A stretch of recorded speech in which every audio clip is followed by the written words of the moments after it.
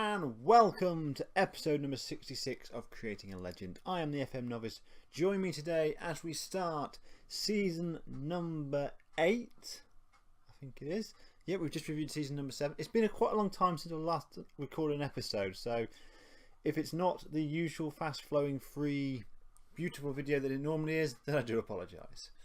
To say it's been a busy few days of football managering is an understatement. 17 players have either joined or left the club. Cash has been splashed and I'm feeling very nervous about this new season. When I'm signing free transfer players, I'm not overly bothered because if they're rubbish, I haven't wasted any money. But I've got some cash to spend and I've spent some, and if they turn out to be flops, then that reflects very badly on me. So first, let's start with the players going out. This one is a relatively simple one. Ruslan Kizil has left the club on a free transfer after his contract expired. A squad player for the past couple of seasons, Ruslan had no future with the club and accepted the fact and was happy to move on. Eugene Past has decided to retire and has immediately become our under-21 goalkeeping coach. Looks to be an okay coach, some good goalkeeping stats there for him, and well disciplined.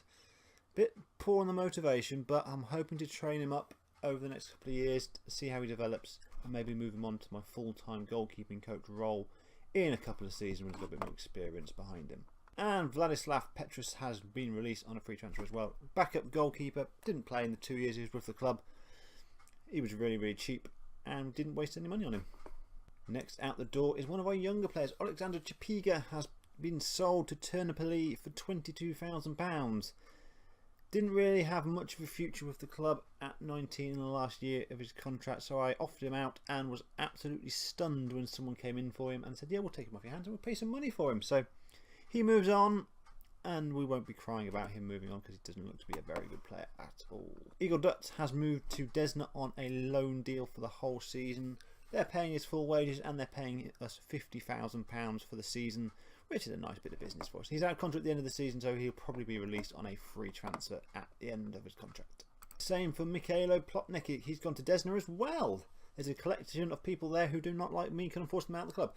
Hopefully they won't come back to bite us in the backside as they are in the Premier League, but neither of these players can play against us. I believe they are paying his full duration of wages and giving us a little bit of money in return.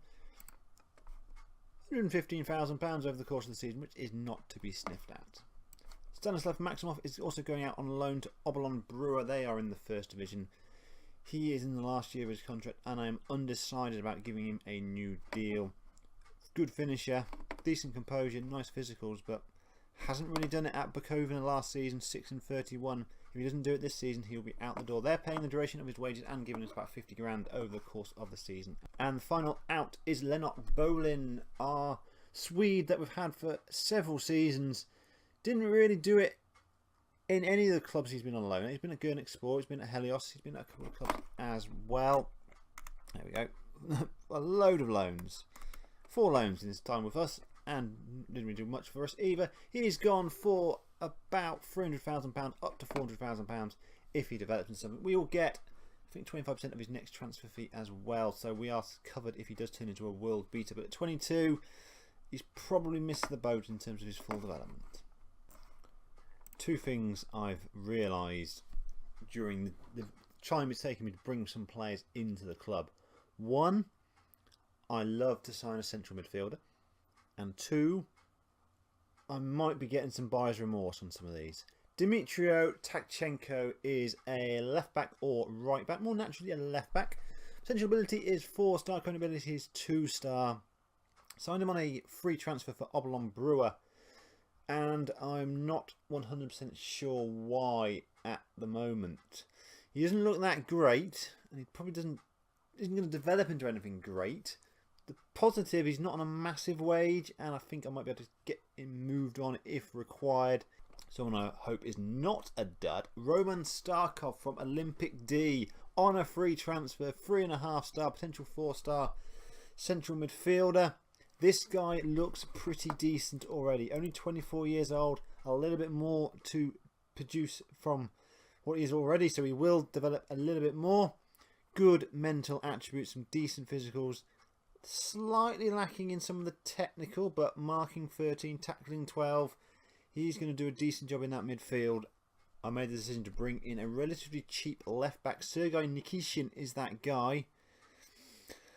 I've also secured Valencia on another season-long loan after bringing this guy in. So this is another one where I think, have I made the right move bringing him in? He was on a free transfer from Varese. Some okay mentals, nice determination. He works well for the team. He works hard. So those are the positive ones. Technically, he's not very good at all. A young midfielder, Igor Mazny, is coming. He's my traditional signing. A young player from another Ukrainian club with a bit of potential. Potential 3.5 or 4-star potential player. He doesn't look that great at the moment, but he's got a couple of years to develop into something or be moved on. And I also needed a backup goalkeeper. Eugene Patsan is that guy. I've got a young regen goalkeeper coming through who probably isn't quite good enough to be second choice. So this guy will fill the gap for a season before he is fully developed. He doesn't look that great, and I do hope I don't get an injury because I don't really want to put him into the side. And I am looking at another goalkeeper potentially to come in. So that's 3 signings so far where I'm not overly convinced I made the right decision to bring them into the club. However, they do improve. They improve a little bit with Arta Mkhitaryan. That's how I'm going to pronounce it. It's probably not right, but because there's a guy at Arsenal called Mkhitaryan, so I'm saying this guy is Mkhitaryan as well. It's probably not, but I'm the guy speaking, so I'll make the decisions. Armenian, 21-year-old, more naturally a defensive midfielder, but he can do a very good job as a central midfielder. When I brought him in, I was extremely delighted to bring him in. However, the more I look at him, the more I'm a little bit worried. He's cost me £600,000, which is a lot of money for us. Really good mentals, decent physicals, and he's not bad on the technicals as well. He'll probably add to my arsenal of very, very good, solid midfielders that I've got at the club. I felt the need to bring in some strikers, and I found a couple of potentially very, very good players. Jason Alvarado has come in for £775,000, a record transfer fee for us. He's Costa Rican, he's 22 years old. He is a current 3.5-star, potential 4-star player. Looks to be a very solid option. He's a complete forward, so that's a positive, but I'll play him as a poacher. If he doesn't do well, Livio Ferretti will come in to replace him. This guy was on loan at Olympic D last season, scored 17 in 31 games, 20 years old now, Brazilian, signed on a season-long loan, 16 finishing, 14 composure, a natural poacher. I think this guy is going to be a more than capable backup striker for me. And the final player to bring in, yes, finally we've got through all 17 players that have moved in or out of Gelios since the last episode, is a midfielder. Serbian Ekrem is the nickname I've given him. His full name is Ekrem Dazafic, and as I won't be able to pronounce that in a live com, he's now going to be called Ekrem from now on. This guy looks to be a very, very good player. 4-star current ability, potential 5-star player, only 19 years old. This guy's got a £13 million release fee, which if we get that, I'll accept it instantly, because this guy's been brought in to be sold on in a couple of seasons at maximum. 18 passing, amazingly decent mentals, good physicals, lovely technicals. Yeah, this guy's going to be a first choice. So today's team is Bogdan Sarniowski in goal. A back four of right back is Dembele. Left back is Valencia with Stavok and Kozachenko as my 2 central defenders. The midfield 5, Fofana from the left, Chernik from the right, Kogut, Ekrem and Starkov in the middle with Alvarado up front. There is in this side 3 players making their competitive debut for the club. There is a real nervousness about this season because we've developed every single season. Last season was absolutely fantastic, so how can we get forward and improve on last season as we have an early chance with Fofana shooting a good save from the keeper in the opening 20 seconds. This season will either be fantastic or it'll be very much a disappointment and I'll probably lose my job. Fofana with the corner, plays it in. Chernik intercepts it. Alvarado, can he turn and shoot? He loses the ball and it's cleared away. But Starkov deals with it and it's going to be a throw-in.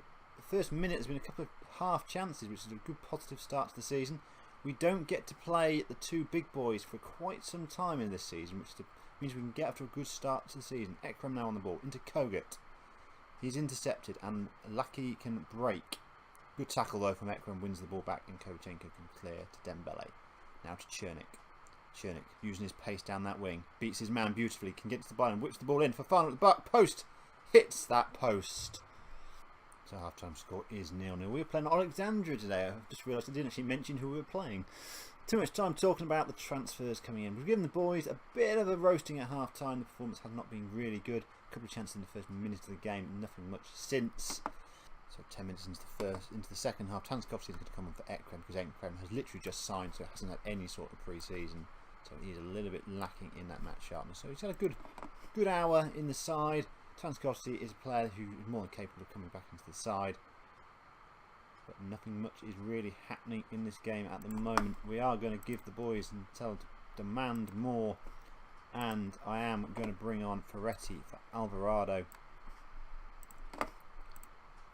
20 minutes to go. Last 10 minutes. No highlights at all in the second half. Going to make a change. Going to take off Chernik. Bring on Yanikov. And move Fafana to the right hand side. Is there going to be any sort of movement in the next 5 minutes or so as we get to the end of the game? Disappointing if we don't get a win to start the season, because we have been the better side, but there's been absolutely no highlights in this game. 50 seconds to go. What can we muster in the last moment? Starkov now on the ball. Is there going to be late drama here at Gelios? Fafana into Tanskovsky. He finds Kogut. He finds Ferretti. Ferretti is tackled, but no penalties either side. Two decent tackles there, unfortunately. It's cleared away. 20 seconds to go. Kogut now on the ball. Valenza down the line. Yanikov whips it across, headed away. Headed back in. Ferretti should have shot, doesn't. Fafana. Yanikov can't get on the end of it. And that will be full time. Gelios 0, Alexandria 0. Despite a dominant performance in terms of the stats you can see on the screen. Very, very few highlights through the game. A relatively disappointing start to the season. Hopefully things will have picked up for the next time round. Join me for that episode. I have been the FM Novice. You have been my audience. We'll talk again soon.